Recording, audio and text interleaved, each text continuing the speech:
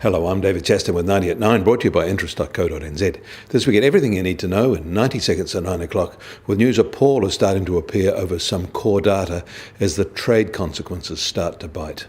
In the US, the Chicago Fed's National Activity Index is pointing to lower growth in the April portion of the second quarter of 2019.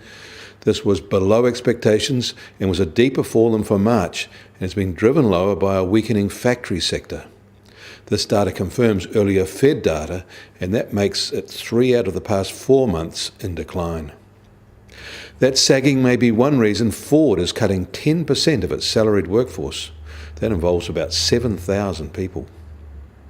And Japan has reported its economy grew 2.1% in the March quarter of 2019, and that follows growth of 1.9% in the previous quarter. While these are better than expected, some of this growth is because net exports are falling. That is, imports are falling faster than exports, and it's not really a strong signal of an expansion.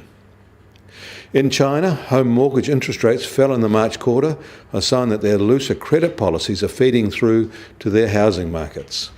The average rate borrowers pay in China is 5.68%. Equity markets are in a funk today. The S&P 500 is down 0.8% so far. European markets ended their sessions down about 1.5%. And yesterday, Asian markets were lower, with Hong Kong down 0.6% and Shanghai down 0.4%. Tokyo actually rose yesterday, perhaps on the good GDP data. In the glow of the election result, Australia's moneyed investors added 1.7% to their market.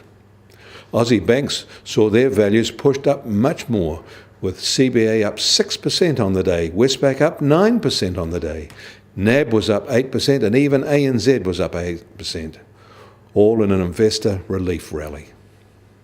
In Australia, they are benefiting by the extended rise in the iron ore prices.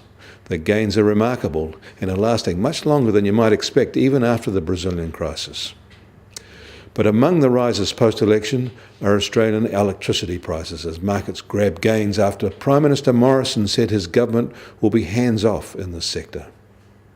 The US Treasury 10-year yield is up 2 basis points to 2.41%. Gold is virtually unchanged this morning at $1,277 an ounce, and US oil prices are firm today, now just on $63 a barrel, while the Brent benchmark is just on $72 a barrel. And the Kiwi dollar is holding at 65.4 US cents, which is its new lower level. On the cross rates, we're at 94.6 Aussie cents, and against the euro, we're similar at 58.5 euro cents. That all makes the TWI little changed at 70.4. I'm David Chaston. That was 90 at 9, brought to you by interest.co.nz.